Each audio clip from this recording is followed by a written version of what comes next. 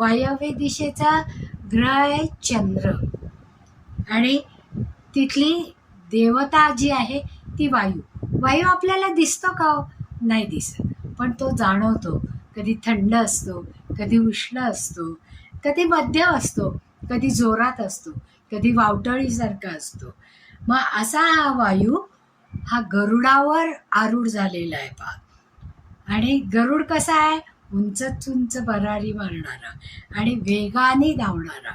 त्यामुळे चंद्र जसा वेगाने जातो म्हणजे आपल्या मानसिक अवस्थेमध्ये तो टोकाची आंदोलनं निर्माण करतो आणि ती आंदोलनं आपल्याला दिसत नाही, पण आपल्या वागण्यावरनं ती जाणवतात.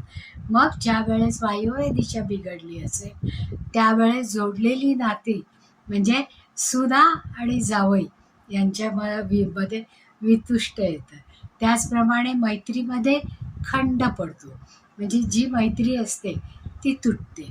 किंवा प्रवासामध्ये सतत शस्त्रबळ किंवा अडचणींचा सामना हा करावा लागतो. यात्रा या दूर विलंबाने होतात किंवा त्याच्यामध्ये अडचणी येतात.